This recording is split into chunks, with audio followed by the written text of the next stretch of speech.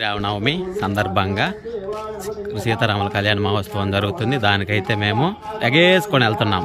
మా ఊరు సీతారాముల కళ్యాణం అంటే వచ్చేవి వడపప్పు, కళ్యాణం, అన్నాలు. ఇవి అచ్చమే కాదు, ఒక ఊరి యొక్క ప్రేమానురాగాలు ఎలా ఉంటాయి, ఒక కళ్యాణం చేయడానికి ఎంతమంది ఒకరికొకరు సపోర్ట్గా ఉంటారు, అలానే ఒకరికొకరు వెన్నంటూ ఉంటూ ఈ పండగ వాతావరణాన్ని మళ్ళీ సంవత్సర కాలం రోజులు గుర్తించిపోయేలా చేసుకునేదే ఈ సీతారాముల కళ్యాణం. ఇక చూడండి, వీళ్ళందరూ మా ఊరి భక్తులు. మా ఊరు ఒక చిన్న గ్రామం, కానీ చేసే పండగ మాత్రం మాకు తగ్గట్టుగా చాలా అంగరంగ వైభవంగా ప్రతి ఒక్కటి చేసుకుంటాం. ఇక్కడ కనపడుతున్న ఈ అబ్బాయి ఆర్సీబీ వ్యక్తి. పాప నన్ను చూసినామంటే చాలా సిగ్గుగా వింటున్నాడు. ఎందుకు తెలుసా? అతను ప్రతి ఒక్క పండగకి వస్తాడు. ఎందుకంటే ఆర్సీబీ గెలవటం కోసం తన వంతు కృషిగా ప్రతి ఒక్క పని చేస్తాడు.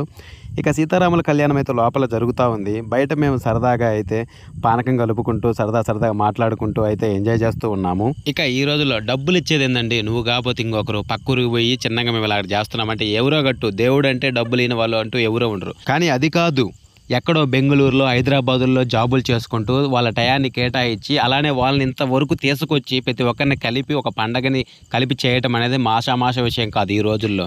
ఒకప్పుడు రోజుల్లో పండగ అంటే ప్రతి ఒక్కరు వాళ్ళకంటూ వాళ్ళు వచ్చేవాళ్ళు. కానీ ప్రజెంట్ పెట్టిన కమిట్మెంట్స్లు ఇటువంటివి పక్కన పెట్టుకొని ఇలా సరదాగా చూస్తున్నారు కదా, ఇంత బాగా ఎంజాయ్ చేయడానికి అంత దూరం నుంచి రావాలంటే చాలా గొప్ప.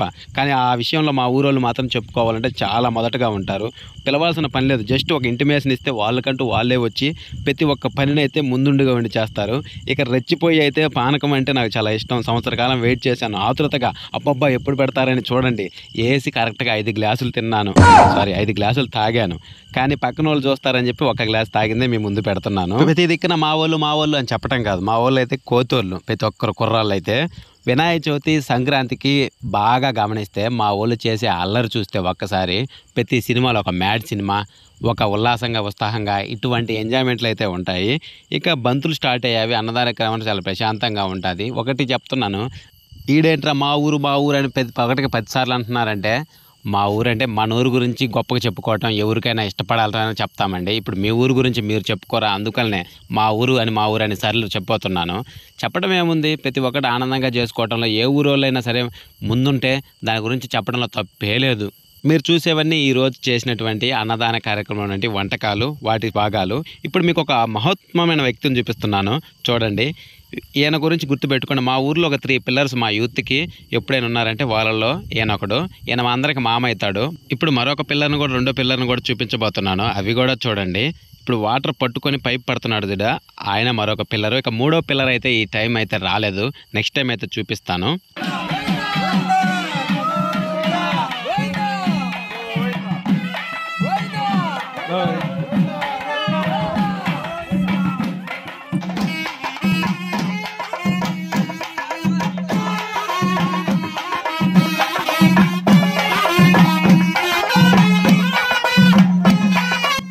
ఈ పిపిపి డుమ్ములకైతే మనకు డ్యాన్సే రాదు, కానీ వేయకపోతే ఒక యూట్యూబర్ వీటికి కూడా డ్యాన్స్ వేయలేవా అని చెప్పి ఎక్కిరిస్తారు. ఏం చేస్తాం, తప్పక ఏదో ఒక స్టెప్పులు అయితే వేయటం.